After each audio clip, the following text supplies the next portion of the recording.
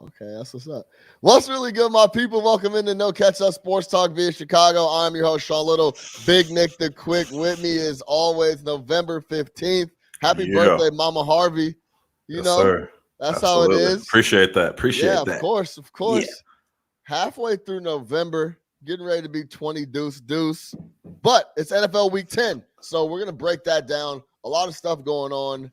Tie games. The Titans can't lose no matter what happens. The Packers cover every week. So we're going to go into that. We'll jump in and break down NFL Week 10.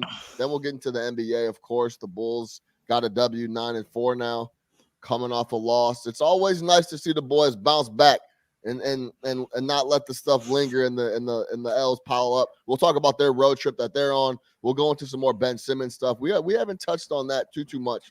So we wanted to talk about that. Rich Paul is now talking, so we're gonna jump into that, and then we'll you know how we do. You talking about lunch date, Rich Paul? We're talking about lunch date, Rich Paul. Hey, stay locked with us. No Catch Up Sports Talk via Chicago. Let's go. Now look at Mossy. Really? Oh, so that's how you're gonna play it. You gonna do this? Okay, fine. That's all I needed. That's all I needed for him to do that, and it became personal with me.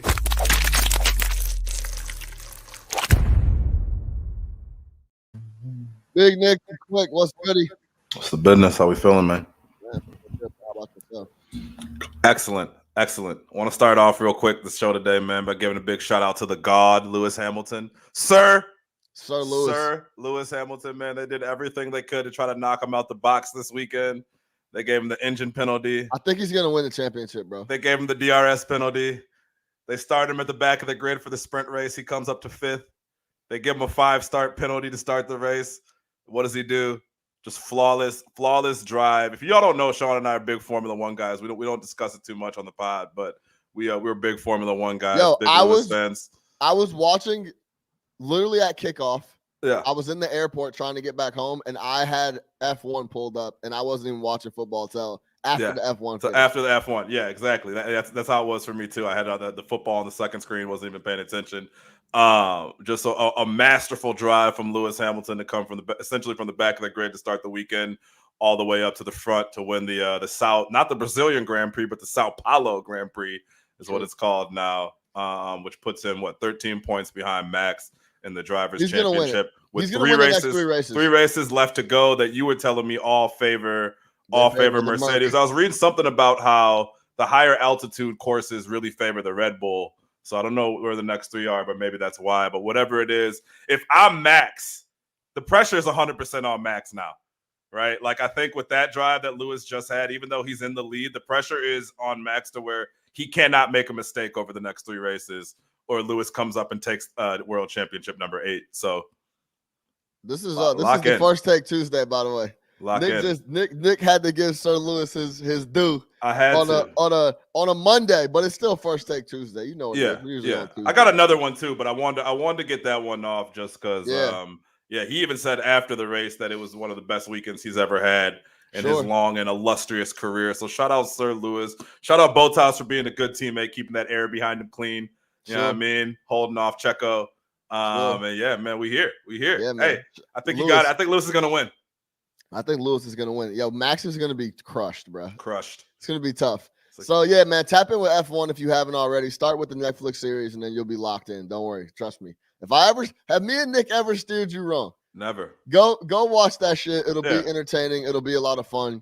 My first take Monday, since we're recording on Monday, is The Sopranos is a comedy. Simple as that. Go rewatch. As I'm older now and I'm rewatching it as a full-blown adult, this is a comedy, bro. Yeah. It's a comedy mixed with a little sex and murder. Yeah, absolutely. So it's funny. Go ahead. No, go ahead. Yeah. No, I was gonna say it's funny. I saw you had posted that you're doing your rewatch, and I just finished the Sopranos rewatch like a month ago. And really, yeah, literally just finished mine like a month ago. You watched all the seasons? Yeah, except for season 1 because I just seen it so many times. So I just started season 2. Yeah.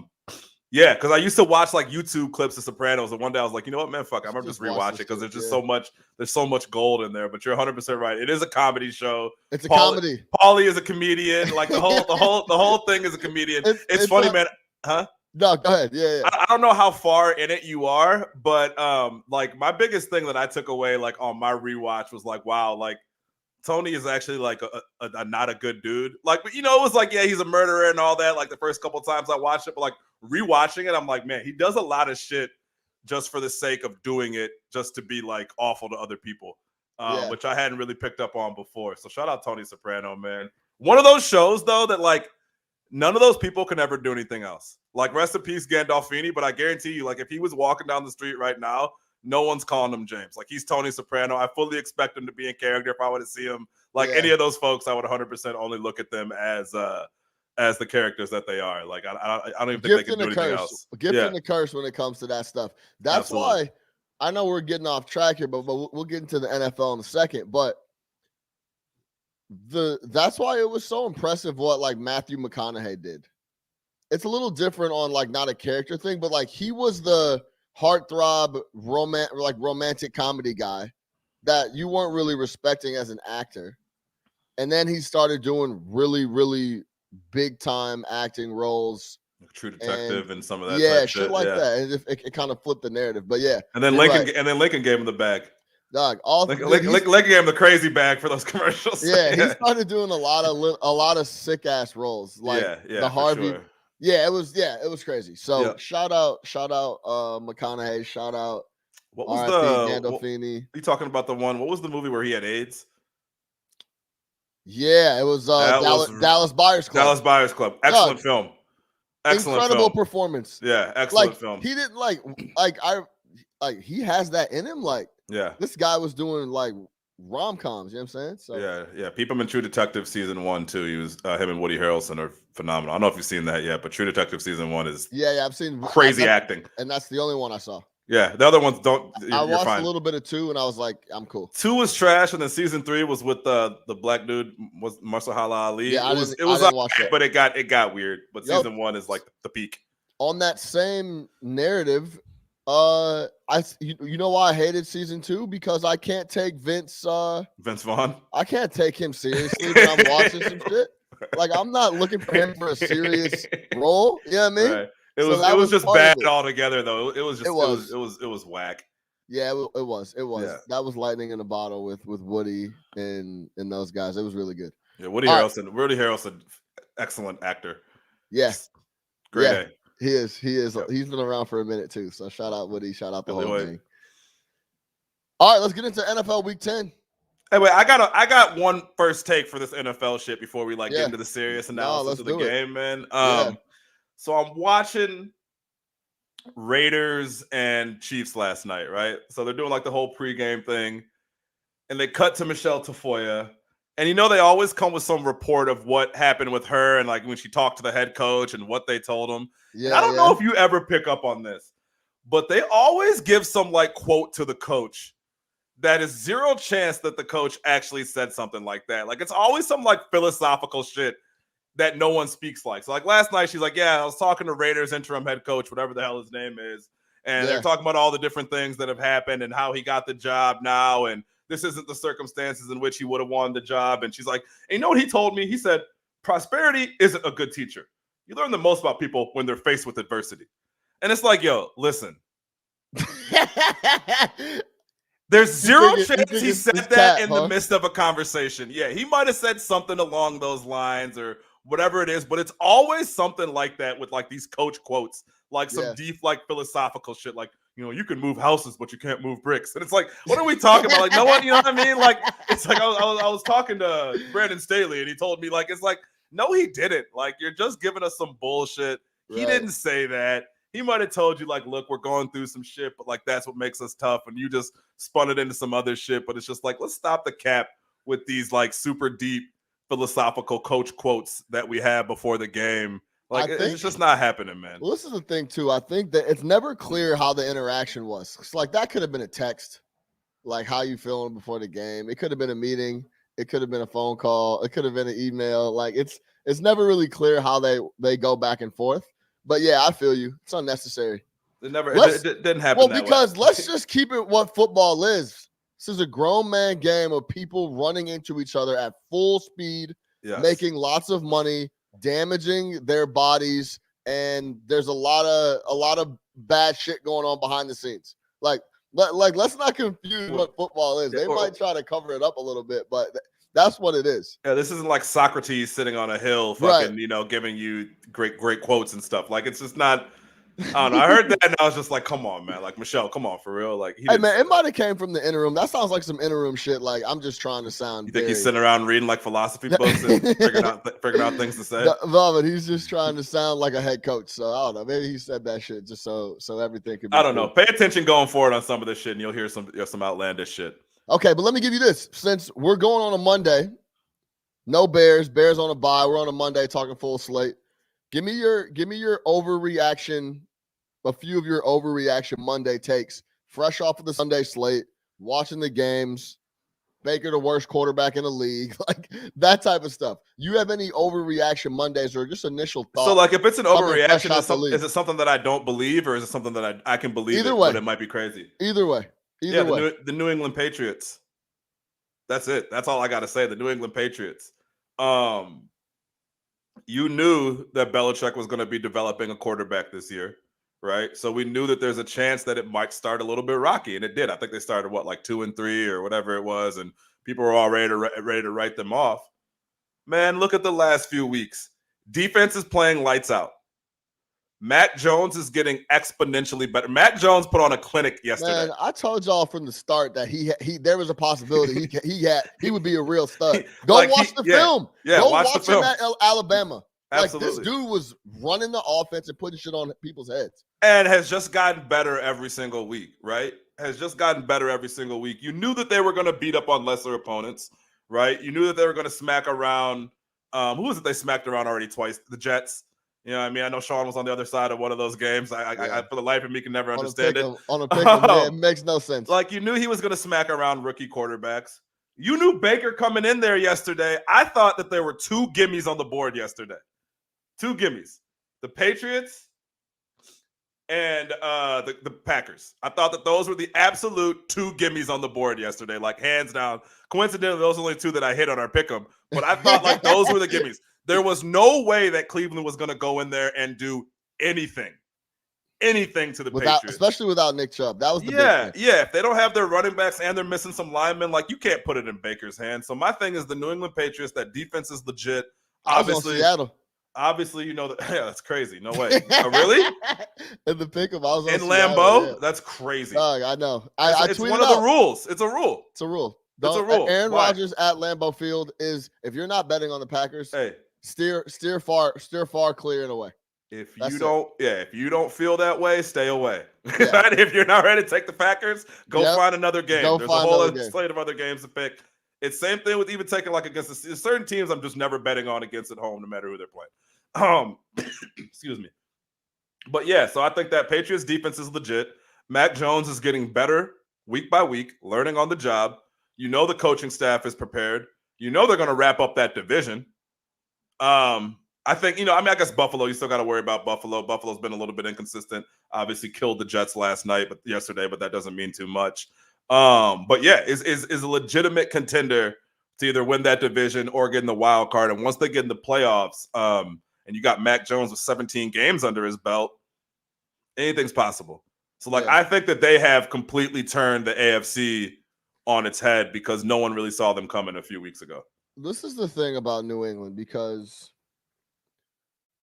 they've really come on.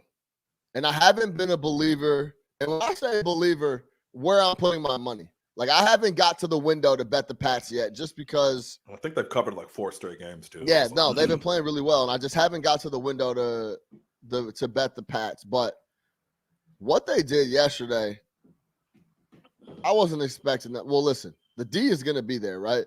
When I was doing my homework yesterday, when I was in New York doing odds with ends on MSG Network. Make sure you tap in with that, by the way. I'm plug. on there weekly. Make sure you tap in. Sean with the plug. Make sure you tap in. But I was doing some research for this game going into the show, and the biggest thing was in the Stefanski era, who's the head coach of the Browns, if you didn't know, when Chubbs doesn't play, they points per game goes down to 19 points per game. That's like Bears level. That means they're not scoring any touchdowns. They're scrapping. You know what that means to me, right? What? Hold out. That's a holdout. That's a holdout. That's a holdout statistic. Like PowerPoint. Wait, let me see my contract. Yo, it's not adding up. PowerPoint. One sentence in the middle of the shit is only one slide. That's it. Like yep. that's it. Like that's all it's a holdout statistic. We That's gotta start a segment on holdout statistics. Like when you shouldn't show up to work. Man, this ain't adding up. Yeah, y'all talking about paying Baker? Like, hold on, fam. Holdout statistic. When Holdout I don't play, y'all don't score. Like that's it. Yeah. So he's very important to those guys. And this was other interesting stat. So Patriots best in the league at cover tight ends. And then, so what I took from that, so no Nick Chubb. The Patriots are the best in the league at covering tight ends. So like screen passes, that type of shit. All I heard after reading all that was, okay, this sounds like it's going to be Baker Mayfield versus Bill Belichick dropping back and trying to beat them through the air. And that shit is not going to fucking work. That's not going to work. You know what I'm saying? Like, that's just not going to do it. And that's exactly what happened. I knew Cleveland would struggle on offense. I didn't think they'd give up 45 points. They were giving up points to Hoyer and the backup. Like, they got smoked out yesterday. Yeah. So, yeah, man, the Patriots have been playing really well. Mac Jones had a couple shaky weeks, last couple of weeks, because going into the show, Mac Jones 57% completion and only one touchdown before Sunday's performance against Cleveland. So he was struggling a little bit. But when? What do you mean? So the 2 weeks going into playing Cleveland. Okay. 57% completion and only had one touchdown. But then he showed up yesterday and went crazy. So let's have a little fun with this, because if you remember, we had an earlier segment early in the year, and it's on film because me and Nick not hiding. That's the thing, man. I'm telling you, we tweet the videos, we record the show. Everybody can see what we're saying. We don't delete week in, week out. We had a segment where we talked about Baker Mayfield, and we talked about would we sign up basically for Baker Mayfield in this situation? And I said I think I would. It's looking very shaky right now. Yeah, real shaky. Basically, what I'm seeing is that if you can't pick up 130, 40, 50, 60, 70 on the ground, he's not going to be able to drop back and get you out of any spot. And play a great defense. Yep. Now, let me ask you this. Are we overreacting because it's a really bad game against the Pats? Because, listen, the Pats slowed up the Tom Brady. Yeah. They slowed up a bunch of guys on the defensive end, a bunch of quarterbacks. Pull up their schedule. So I guess it's an overreaction, but I want to have a little fun with it. Let me ask you this. I'm going to ask you, this is the question. Are you taking this guy before Baker Mayfield? Okay. So we already know about Mahomes, Rodgers, Brady. Easy. All those guys don't count, right? Yeah. Are you taking Tannehill? Yes.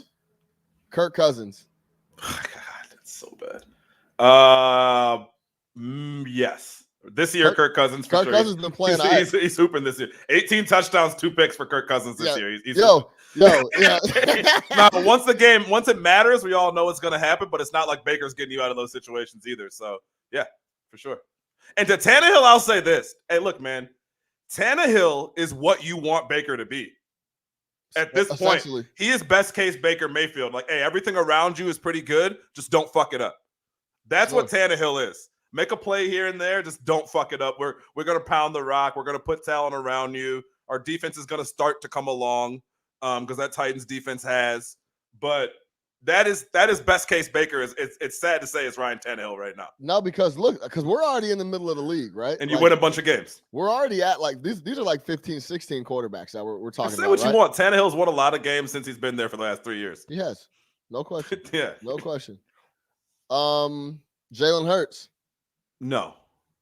Taking Baker before Jalen Hurts. Yeah, I think Hurts. I like Hurts. I think there's a lot to like, but the bad is really bad. He just can't. I can't have a quarterback that can't throw the ball. He's been throwing it all right lately. Yeah, but when push comes to shove, he can't. So that's the breaking point, like right around Jalen Hurts. Yeah, that's crazy. So yeah. to say that, that's your Mendoza line, Jalen Hurts. That's not a guy you can give a couple $100 million to. Absolutely not. Not right Not now. a couple $100 million, but I'm talking NBA numbers. That's not a guy you could give $100 million to. Well, it is a couple hundred now. I mean, what do you think the next QB contract is? If Mahomes got a $500 million, next guy's going for $200 million. If you're hurt, Josh Allen, didn't Josh Allen get $180 million? I guess if it's a 5-year deal or something like that. Yeah. I mean, I guess the number. I mean, no one's gonna get that Mahomes money, but shit, Josh Allen got $258 million. Yeah, that's true. A couple $100 million. Yeah. From Wyoming. Yeah, because Herbert finna get about $285 easy. So yeah, but all right, Lamar's gonna get $300 million. Man, I hope so. I hope they don't try to jerk fam around. Shit, because I wouldn't even be out there. Then don't show up as much as they need me to tote the rock. Dead ass. Like I think it's crazy he didn't get that deal done. I think he making like $550K or some shit. Yeah, he should have got that deal done. Maybe a little more, but you know what I'm saying. Yep. So, but that's a spooky place to be if you're a Browns fan. We're talking about Jalen Hurts and we're arguing. It's not like a surefire. Yeah, Baker, dog, get out of here with that. We're actually going back and forth. So, well, he hasn't gotten any better. Like, I think the thing with Baker is like he had a really good rookie year. Like, remember his rookie year? He was awesome. Rookie year, second year, third year is like in the middle. Yeah. You know what I mean? Like, and now it's like, okay, it's payday. What's up? And the third year, remember, he started off shaky last year, and then Stefanski essentially just schemed around him.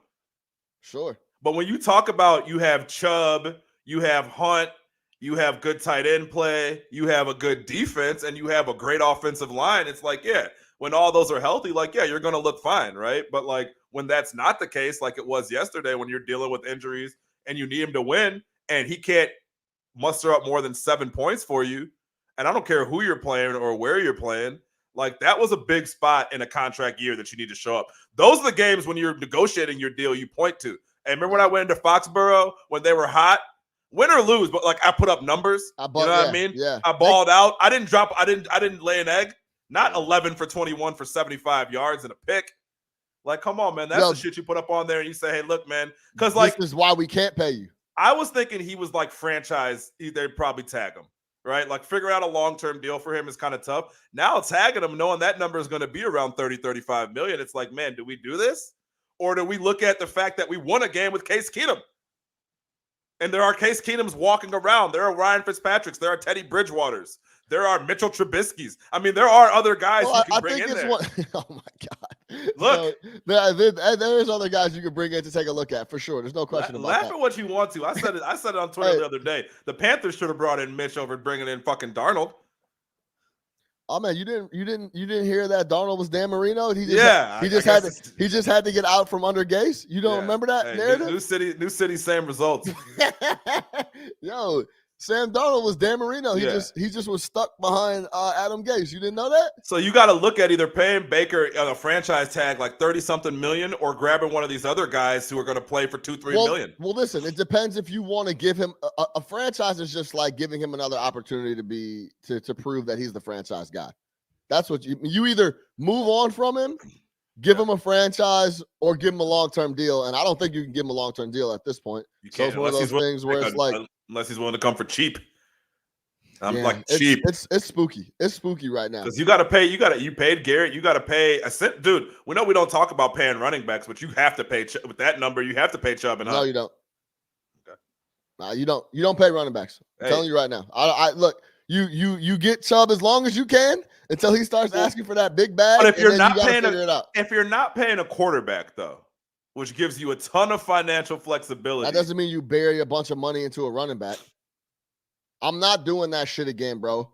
Every week, these dudes, McCaffrey is on the hamstring again. He was out. Yeah, he came out the game yesterday. He just got back. Chubb's on a 3-year, $36 million deal. Like, cool. Yeah, that's fine. Let it run out. Yeah. I'll pay Chubb 12. Yeah. Like, I'm like, what is McCaffrey get? Pull up McCaffrey's deal. I'm never fucking giving that deal ever. Zeke is the deal. Zeke is the deal. That's insane. I'm never doing none of that. You know what I forgot about the Zeke contract is that he still had 2 years left on his deal. He was going into a full year and had another full year on it. Yeah. 4 years, $64 million for McCaffrey. That's a lot of money. That's 20 for a running back. Yeah. I mean, I guess if there is an exception, it's a guy like him just because he was so young. Yeah, like, but he's Instead of getting hurt. Yes, I mean, yeah, it's crazy. So yeah, it's tough. All right, let's move over to Tennessee. Todd Gurley was young too. Look what happened with that deal. They paid he wasn't him as young early. as McCaffrey. Gurley was crazy young when they paid him. They paid him like 2 years. No, yeah, you're bro, wrong. I'm telling you. You're wrong. Let's look it up. I'm telling you, Go you're ahead. wrong. Pull it up. Let's see how old Todd Gurley was. So McCaffrey was 24 when he signed his.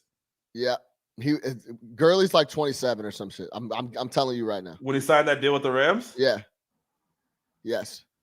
Let's move over to the Titans real quick though, because they keep winning. They're the AFC darling right now. They've been going crazy. They lose Derrick Henry. Doesn't matter. They bring in Adrian Peterson, 36-year-old purple Jesus. The immortal. He's still out there. But like you said, Tannehill, say what you want. He's over there winning games, and they continue to win. Fool's gold. Are the Chiefs coming back? It's every week I've been doubting the Tennessee Titans, and they keep pulling out W's. What do you think? The program, man. I mean, I think Vrabel, without Henry, like it's shocking, right? Like, but Vrabel's a good coach, man. And we just talked about Tannehill. Like, that's a team, win or lose. I feel like they know. We talk about it all the time. They know exactly what they want to do. Yeah, they know exactly what they want to do. And on D, the D has been getting better week in, week out. Better. Yeah, like they haven't been able to run the ball that well without Henry, obviously, but the defense is playing well. The defense has stepped up without him. Tannehill, 19-27, 200 yards and a touchdown. Easy day at the office.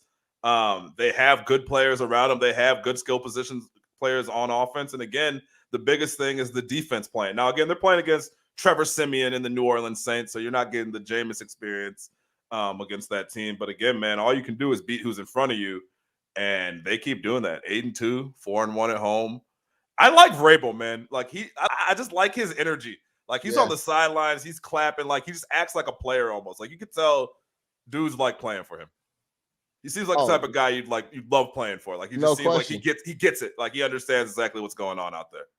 They got the Texans next week, and then they go to New England. Yeah. In a couple weeks. So that'll be interesting. It seems like so they'll go into New England 9-2. They should go into New England 9-2.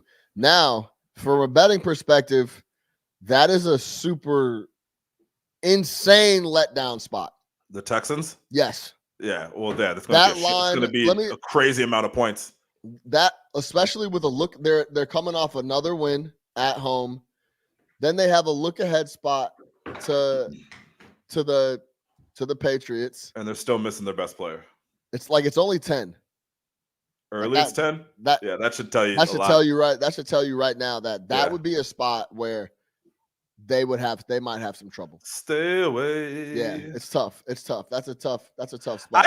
I never like really good team versus really bad team lines because I always think that it shit is just crazy overinflated unless it's something like Patriots Jets.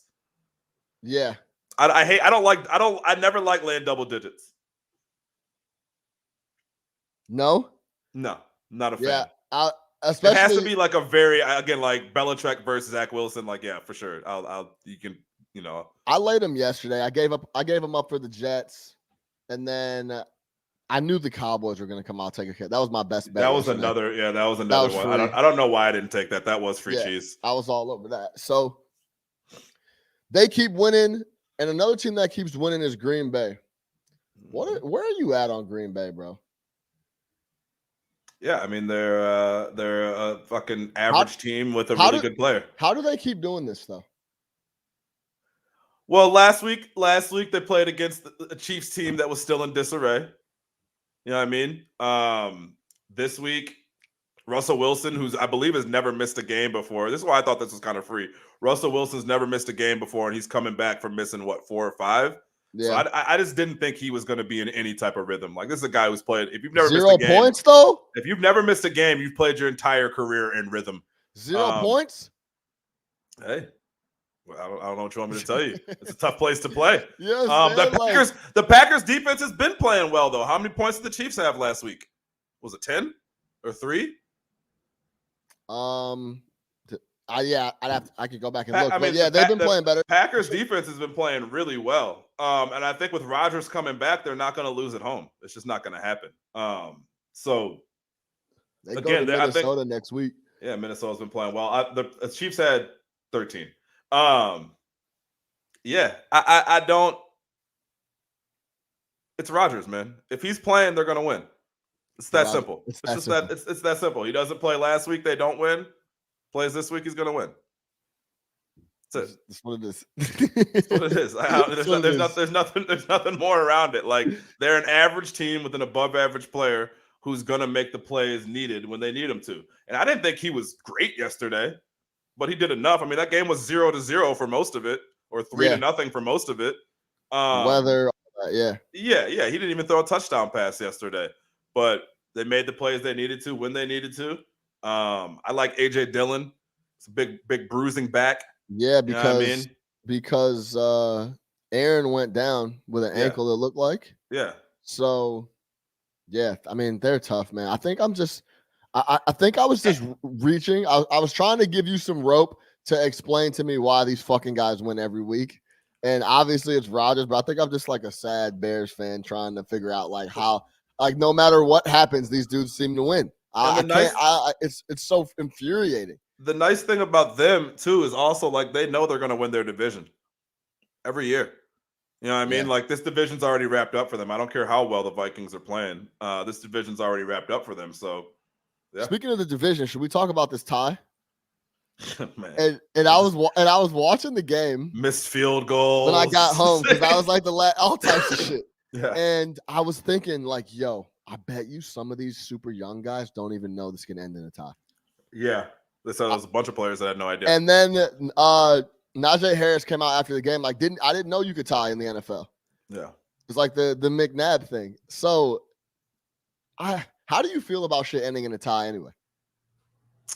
I mean, how long can you have people play a game of football for? I guess is what the question comes down to.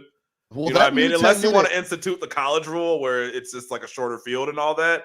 But new 10 minutes is quick. It's real quick. It's quick though. It's real quick. Yeah. And I mean, look, especially when it's two shitty teams. Yeah, and it's not happening all the time, the ties. Yeah. So it is what it is. It is what it is. I feel for them, man. So they haven't won a game since December 2nd, 2020 against who?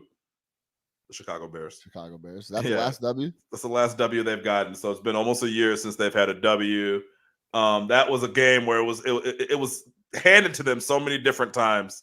You're talking about missed field goals, drop picks, like literally every way you can not win a game. And it wasn't losing a game; it was not winning a game. The Detroit Lions found a way to do it. It's just a sad situation over there, man. Those boys, I don't know where they find a W, how they find a W. We have them on Thanksgiving, right? We have them on Thanksgiving. Yeah, so maybe they'll get a W there. But yeah, I mean, if you can't beat a Roethlisberger-less Steelers team, I don't really know what to tell you. Yeah, I agree. So that's Jared Goff, the shakiest quarterback in the history of shaky quarterbacks. Oh my God, he sucks. Ever to walk out on the field? Yeah, he's just awful. So, yo, I wanted to talk to you about this too. I thought this was an interesting angle, and then we'll get over to NBA after we touch on Bucks Washington. I talked about this yesterday before the game. I think there's a difference in bye weeks. For example, Tampa Bay is a squad riddled with veterans. They have a winning record. They go into even though they're coming off a loss, they came off a loss. They're going into the bye, especially with Bruce Arians as the coach. I wouldn't be surprised, bro, if Bruce Arians didn't talk to them motherfuckers for like 10 or 11 days.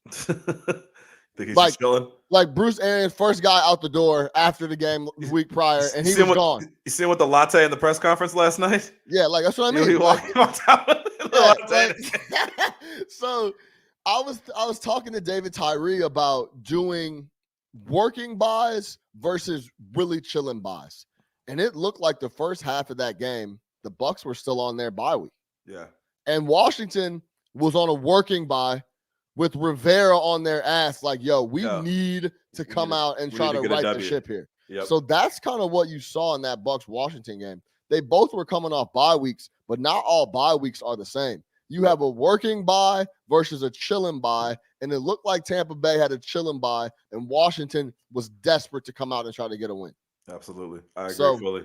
Yeah, I thought that was Tom Brady looked awful yeah, coming out because in that game. Two picks in the first quarter. Right. You have that narrative where it's like, oh, they're coming off a bye. Yeah, So they're everybody's gonna be gonna be fresh rested, and ready to go. Nah, That bye for the Tampa Bay Bucks, they know they're gonna make the playoffs. They're coming Yeah. off a Super Bowl. older That guys resting like Bucks crazy, were chilling on that big bye. time. Yeah, Washington's weather's still bye nice looked- out there in Florida. Yeah, Washington's bye looked a little different. Like Heineke- Rivera had them boys practicing. They were on Zoom on Sundays. Yeah, like for real. You know what I'm saying? So that bye looked a little different.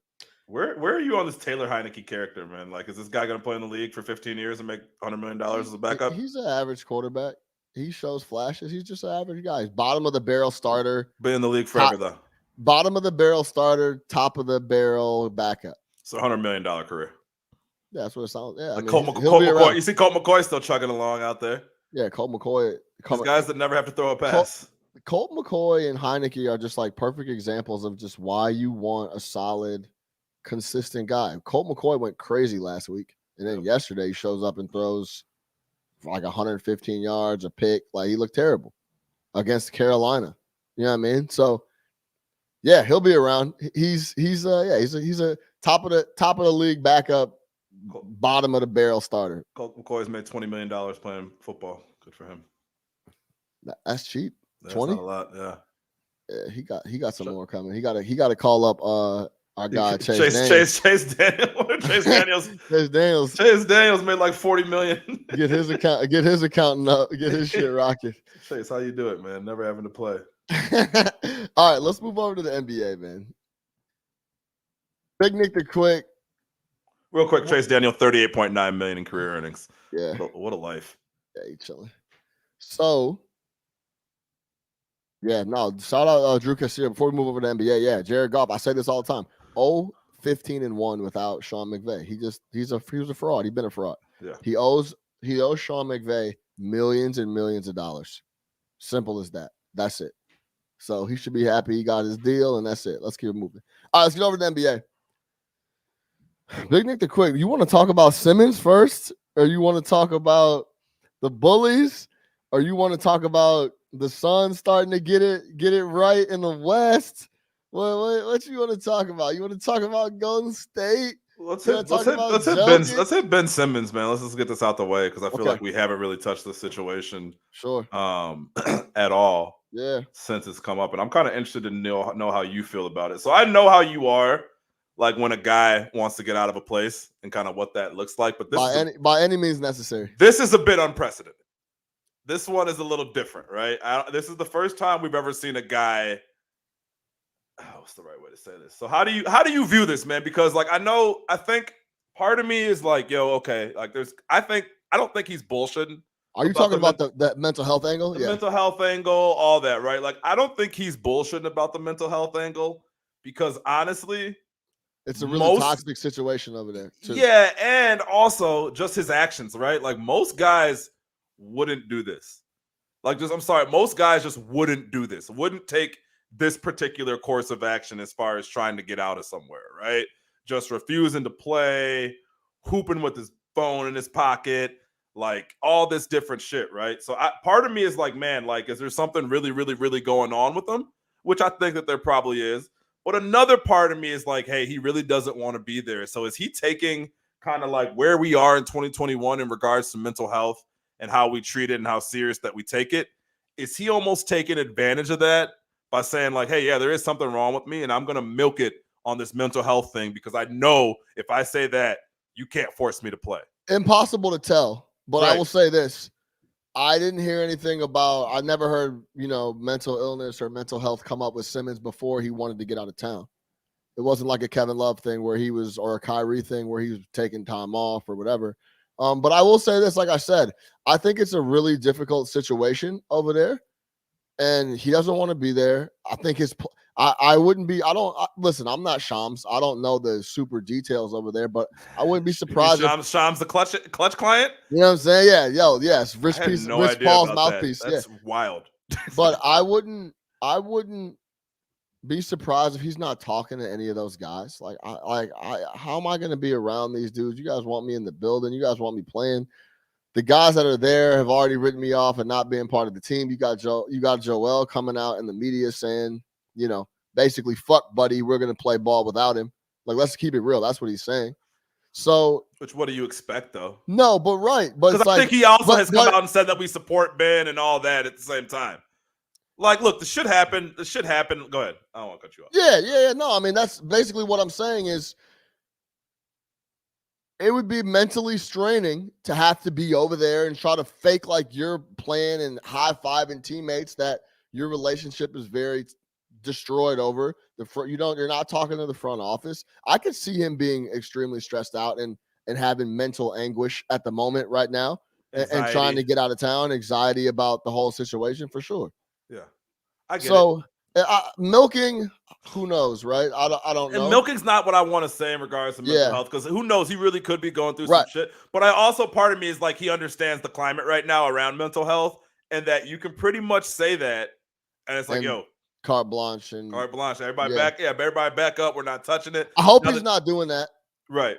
I'm much like, yo, so that's where it get like, you know me, I'm get out of town by any means necessary, but the hamstring versus the mental health is a completely different things. You know what I'm saying? Like, don't make a mockery out of something that is very serious. Yeah, exactly right. So I don't know, man. It's interesting. I didn't catch what Rich Paul said exactly. You had mentioned Rich Paul. Rich Paul was like, basically, he came out and was like, they're forcing him to play. They're trying to force him to play. It's making the situation worse. Like, they don't have Ben's best interest at heart. And I think the 76ers stance was, well, we have given him a team-assigned therapist, and he's not talking to that therapist. He's not keeping us in the loop with this treatment. So, like, some degree, it's like, yo, man, like, he is – if you have a job, right, and you get sick, you know what I mean, and you take the sick – you need to keep your job in the loop as to what's going on. This is the thing, bro. I don't want nothing to do with your therapist. I don't want shit to do with y'all, period. So maybe – then don't have nothing to do with my paycheck. I mean, that's true too. I mean, you have an obligation. I mean, this isn't you have an obligation to keep them in the loop. Right. And that's true. And if you want to get your own therapist and then relay it that way, you could do that too. So there's a way to go about it. Yeah. I don't like how he's necessarily gone about it. That's what I'll say. I think he's not playing the game very well. How about that? You could play the game. Like, I'll go see the therapist. Like, say he was bullshitting. I'll go see the therapist. For sure. No problem. We'll talk. No problem. No problem. On the couch. I mean, like whatever you want to do. Yeah. But like, if he's really having trouble, then relay the treatment and what you feel like you need and what you got going on and that type of thing. So yeah, I mean, there's a way to go about it. But yeah, they're trying to force him to play because they're forced to pay him. Because they're paying him $40 million this year. Yeah. And they need him. But hey, move him. Well, what leverage do you, I mean, now at this point, let me ask you this. If you're an interested team, what are you really giving up for him right now? Like, I'm talking about Boston giving up Jaylen Brown. I'm kind of looking at that. I'm like, no, hell no. I don't know if I trust Ben Simmons. Like, you know what I mean? Like, right. That's what we talk about going about. Even like the Harden shit, it was like Harden got fat as shit and was just bullshit in Houston. But everybody's like, no, I'll still take that guy.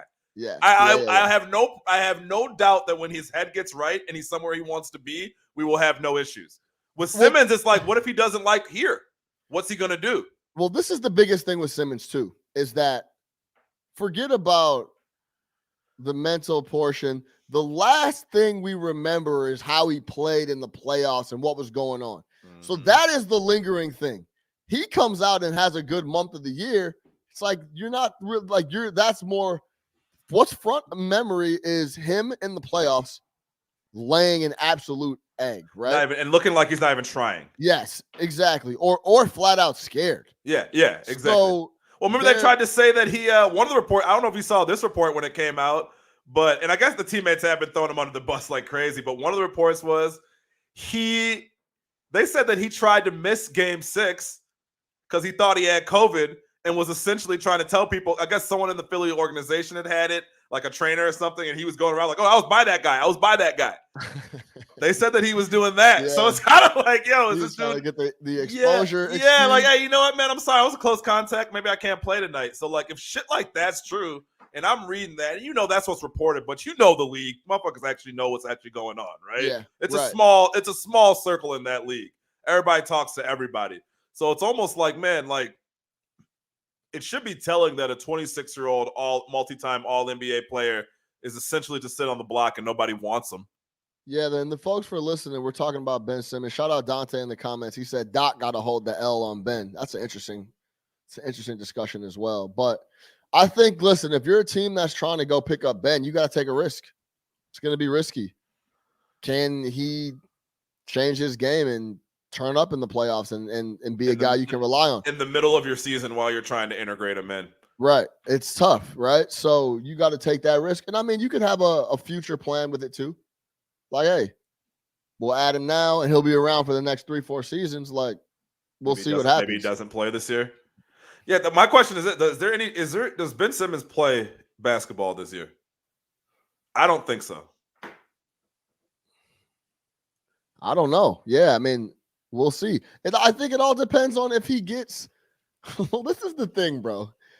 It's tough because his leverage isn't really there because of what I just said, that the thing that's front of mind is what he did in the playoffs, right?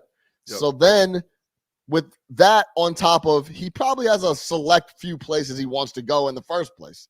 Like he's not on some like send me anywhere shit. He's on some like, I want to go a couple specific spots. So it's tough, dog. I don't know. Does he play? Maybe. But and also to go back on your original point, you'll be able to tell what the dilly is on the mental health issue when he gets out of town. And does he bounce right back? Is he good? Is he suiting up that week? Like, you know what I'm saying? Well, so it's a lot of stuff to it. And he also had mental health issues that were keeping him out of Philly until they started not paying him. True. Right. Like, you didn't hear about it until all of a sudden. Whoa, now I have to be here. Because remember, he had a back. Yeah. It was back. And then he had the mental stuff. And now it's I show like up to practice with my cell phone. I'm refusing to do drills. So, yeah, I think the way he's handled it, I don't know if I want that in my organization. Especially, again, for a player who we're not sitting here being like, oh, get Ben Simmons. He's absolutely going to move that needle for you. You know what I mean? You say that till he goes out and he's locking motherfuckers up and he's going for 18, 12, and 8. Yeah, sure, great. But like with Harden, it was like I'm gonna get him, he's gonna fucking kill. Right? Yeah. Like I'm getting 30 points a game.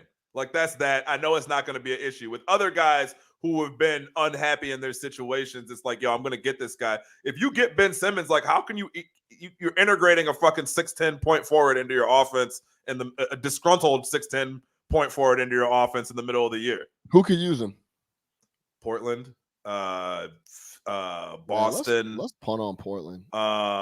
Dame getting ready to make that call pretty soon. I've been telling y'all that since the beginning of the year, going into the summer. It's ugly over there. Now the GM is about to get fired due to this investigation. Dame getting ready to call up. Like time to move. Where would he look? Where would he look really good? Miami? Dame? No, I'm talking about Dame would look good anywhere. Oh yeah, Dame would look great in Philly. Yes, he would. 100%. He would look amazing in Philly. Look amazing in Philly. Dame will look great in New York. Like the Trailblazers should probably give up a bunch of shit and do that. Actually, Dame would look phenomenal in New York because there's nothing more that Tibbs likes than scoring point guards. Because again, he just wants one guy to score. When we talk about it with D Rose all the time. With Kemba though, and then put Kemba on the bench. No, you just send Kemba out on the deal. Thanks, man. Appreciate it. Oh, you move him. I got you. Yeah, you got to move. Yeah, you moving me. D Rose continue to be the backup there. Yeah, thanks, but no thanks. That's his style, man. So I mean, yeah, I don't know where does Ben Simmons go? The Warriors, maybe. The Warriors seem like a solid team for him because he doesn't have to score. You know what a sleeper would be on the low? He would be really, really good. That I haven't heard any type of rumor. Is Denver. Yeah, I don't think if Jamal Murray came back or when he comes back. That would be an incredible spot. Yeah, but they gave MPJ $200 million, and he's fucking been awful. And his back is trash too. Yeah, I don't know how you gave that guy $200 million. Like I like him as a player, but is he still? No, he's terrible this year. He's shooting 20% from the 3-point line. But you know what I mean. He's overall his game averaging 9 points a game. What about Dallas? Those are like some sleeper spots that no one's really mentioning. But doesn't the ball have to be in Luka's hand in Dallas though? Isn't that the issue? Ben Simmons needs the rock. I guess when I hear Ben Simmons' name, I'm not thinking about offense anymore. Yeah, you're just thinking about a big body that can lock up and get a ball and get. Yeah, Luka's not going to give up the ball on offense. A $35 million multi-positional defender. Yeah, it is what it is. But yeah, it's interesting. It's I think, interesting. yeah, maybe you do. And maybe that is what happens. It's like, hey, you're no longer a point guard. We're literally just going to unlock you as an athletic rim running big. You're just going to run and maybe catch alley-oops. You're literally a rim running big now. And on defense, we want you to just be a Swiss Army knife and guard 1 through 5 and just cause hell. We don't care if you ever touch the rock.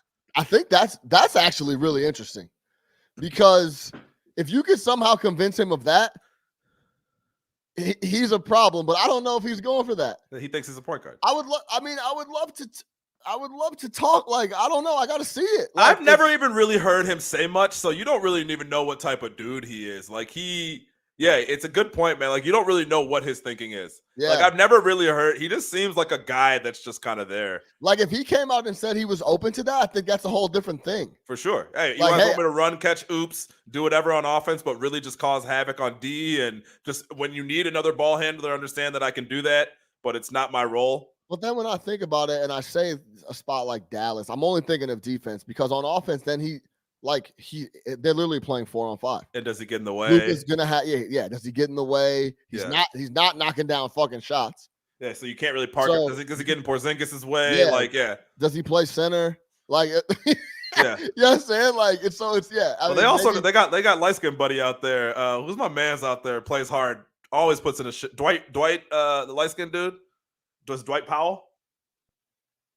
Yeah, you know who I'm talking about, man. Right. Yeah, light skinned buddy. Always just the other night at the United Center. Dwight Powell. Yeah. Shout out that guy, man. He's always in there running around doing Finney things. Smith. Yeah. They all play. They're actually pretty fun to watch. They play hard. Yeah. So I don't know, man. That's an interesting situation. I know we just burned up 25 minutes talking about Ben Simmons, but it is a really interesting spot. Let's get into Dante said Ben should be a forward. All his woes come from being out of position. That might be true, man. He's just the point guard thing. It's like, not just because a guy can handle the rock doesn't mean you got to make him a point guard. Right. No, facts. But this is the thing. You got to mentally inform him of that, and he has to believe you. You know where the real sleeper would be, and they just don't have anybody to trade for. It'd be San Antonio. Pop figure out of you. I thought you were gonna say Cleveland. No, they already got enough bigs. They got everybody. He gonna fuck up the heart over there in Cleveland. Like, Cleveland's got a lot of heart. Cleveland got everybody. Cleveland is decent, bro. Cleveland got a whip. Mobley's a baller. They need to get marketing out of there before he poison. So no, they got him as like the 5th option, man. He's fine. I know. I was just fucking around. But yeah, that's actually a good ass point. What? All his woes come from being out of position. Yeah. But you have to convince him that he's out of position. Of that. You have to basically tell him that. And I think Dante, drop another comment. Is that what you mean by Doc got to hold the L? Like, you think Doc should have came out and told him that, or made that fix in Philly and tried to work around that? Let us know in the comments. And we can come. We're talking about a stubborn guy who won't shoot when he's open. So I mean, who's to say that Doc could have came up and begged and pleaded for him to play to go play a different position? Maybe he didn't want to do it. This is a guy who won't shoot, even though we know for a fact every coach he's ever had has asked him to shoot. Remember, Brett Brown used to come out and say, "We just asked him 1 3-pointer per game, just try one," and he wouldn't do it. Yeah, and I know he. I will say this: what I saw last year in the playoffs was a mental thing. So I mean, I don't know if that correlates with mental health right now. He didn't want to be there, but mentally, like he just looked shook and scared and not wanting to be involved. They were literally, and I know we say shit like this all the time. They were legitimately playing 4-on-5 on offense. It was that's not me being. That's not me exaggerating or any of that. They were literally playing 4-on-5 on 0. They could have left him by himself. Let me ask you this. In a day and age where Steph Curry is shooting 13 threes per game, how many career three-point attempts do you think Ben Simmons has? I think he has like less than 10. I'm almost positive. 34. He's 5 for 30. 5 for 34. My fault. I'm talking about makes. Yeah, I was like less than 10. No, his entire career here, 5 for 34. He actually shot 10 when I said less than 10, I was talking about makes. But yeah, it's dude, honestly, I didn't think you were going to say that high of a number. I thought it was going to be like 11. I don't remember him even shooting 10 last year. Yeah. Like a Sports Center highlight every time he attempts one. So I didn't remember him getting that many, but yeah. Exactly. So, all right, let's get to the rest of the league. We'll move off Ben. We'll see what happens with that. Rich Paul will inform us. Don't worry. I remember Rich Paul was randomly at lunch the same. Who is that story? I look over and Rich Paul happened to be at the table, one table over. It's like, no, he didn't. It was the commissioner. It was Silver. It was Silver was at lunch. Yeah. About it was Silver was at He lunch. looks and over and Rich, he's like, "Oh, hey, Rich." Like, Rich was right. Rich was right Rich next Paul, door. who happened to be dining in the next table over. Yeah. Yeah. So That was so yeah, funny. Rich not taking no chances. Rich is in the loop. You know what I'm saying? Yeah, So shout out Rich Paul. yeah. Oh, here goes Dante responded. He said, "You'll never tell your all-star player you can't win with him. Doc ruined the relationship." He said, "You never tell your all-star player that you can't win with him. Doc ruined the relationship." So he's putting it on Doc, and Doc didn't say that verbatim. He just said, "I'm not sure." He didn't say yes. That's for sure. Doc and also just got watching him over 6 fourth quarters take 3 shots. So he's like, "Yeah, I don't fucking know what I can do with this guy because he refuses to be involved on offense." Yeah, exactly. All right, let's get to the rest of the league. I'm not gonna lie to you, man. I've been hating on Golden State. I even laid it out. I said the schedule's been soft. Let's see what they do when shit starts to pick up, and they get the Bulls and bust their ass. Yeah. So they're moved to 11-2. Phoenix is now back to 9-3. People were talking crazy about them early in the year. They're back to 8 straight wins. Yeah, they're back to form. Hottest team in the association right now. Yeah. What else you want to touch on before we get out of here? No, I mean, I guess with a couple things on Golden State, and like it's nothing new, obviously, right? But Steph Curry, he's the most deflating player to play against in the NBA. No, we used to talk about that all the time. It's deflating. It's so you can have a perfect defensive possession, right? Like there was times that game the Bulls are getting like within 12, and it's like, cool, get a stop, couple buckets, single digit game, we can get back in this. And you can play the perfect defense, and he just comes down and hits a 3, and it's not a regular 3. It's some ridiculous 3 that just takes all the life out of any run you thought you were going to be able to go on. And it's time and time again. The threat of it is always there. And there's nothing you can really do about it. Like, I think that, I mean, again, this isn't a news flash to anybody, right? Like, we've been watching this Golden State team for years now. We know how good they are. We know what they're going to go out there and do. But it's just when you watch it and it's your team, and I guess we haven't watched the Bulls play Golden State when we were a meaningful team in a very long time. So I've never really looked at it where it's like, oh, I'm trying to get this comeback from my squad like I was the other day. But it's like there's nothing you could do. So when he's playing like that and they're playing like that, like, yeah, they're going to be hard to beat. I will push back on, I think we might have talked about this last week. I forget if we talked about on air or off air. Everybody's saying Klay is just going to like walk back in there and it's like, oh, wait till Klay comes back. Remember, Klay has not played since the pandemic, prior to the pandemic. It has been 2 years. It will take him some time to get ready, and he's an older player. I think I agree with you. My gut tells me he walks on and starts firing that bitch, and he's like cool. Hitting it, or like no, like he's gonna be getting well with the level that Steph's playing at, he's gonna be able to get him looks. Yeah. Like it's gonna be very, very similar to what they were doing. Will before. He be able to move? Will he be able to move? I think the defensive end is the biggest. And thing will he be a defensive liability? Yeah, I think him getting shots up and them falling, I think he's gonna fit right back into it. But yeah, that's just my gut, but we'll see. Yeah, so I mean, again, I like their roster. Another thing that's kind of funny to me, like, what does it say? And we already knew this about him, like he doesn't have heart. But it's just funny that Wiggins goes and plays against the Timberwolves the other night and drops 35. Right? They say whenever he plays against the Cleveland Cavaliers, it's the same thing because obviously the Cavs traded him on draft night. The Timberwolves traded him after that, so he's able to get up for certain games. But like, if you're on his team, like, how do you handle that? Where it's like, yo, you get up against these two opponents, but yeah, while you bring this shit every night. Yeah, and you watch him in practice. You know he's a freak athlete. You know he's ultra talented. He was the #1 pick in the draft, and it's like, yo, why can't you get up for a Tuesday in Sacramento? You know what I mean? So I think that's funny. I think he's a huge key to what they got going on because if they can keep him consistently motivated and he's kind of that third or fourth option and he plays good defense, this is a tough team to beat. So, yeah, I just think that's funny that you have a guy on your – like everybody knows it's just like, hey, that's actually interesting. Like he's clearly not bringing it every night. Yeah, because like you played Minnesota the other night, you had 35. Yeah. And you're all over the place and you're fired up, but he's just a guy that like he's just like half asleep against everybody else. I don't know. Wiseman will come back. That'll be a nice little boost for them just to give them another big they can play with. Yo, listen, Drew just dropped a comment on Vooch in that game, so we could kind of segue from the Warriors to the Warriors and the Bulls. But the Vooch missing in that game was very apparent. Eli, the biggest Vooch hater in the world, has been on this. Yeah, the spacing, the passing, everything that we're missing from Vooch, because he's not hitting shots, and obviously he's a defensive liability, but he does do a lot for our offense. You really saw it last night too, when they were doubling up DeMar when Zach was out. There was nowhere else to go with the basketball. Yeah. That's why I asked you, like, okay, so Kobe's back. Kobe's been cleared to play now, right? When you watch a game like last night, and obviously we got out of it once they put Zach back in, but you want to be able to get Zach some rest. You can't be saying, hey, Zach, come bail us out, every time. Where do you see Kobe coming back with this team? Are you excited for Kobe to come back? Flaws and all? Yeah. Yeah, I want to see him. I want to see him with the rest of the guys, and I want to see what they're asking from him. I think it was very clear when we were asking him to run anything or any type of stuff, he was overloaded. Bingo. I think if they are just asking him, if Donovan's just asking him to put it in the hole, I think it might he could do that. Don't worry about running the offense. Don't worry about getting people into their put sets. It in the hole. Don't worry about what's coming in from the sideline. Just be you. Put it in the hole. Like, that's it. So I'm excited to see that. I think that's a great point.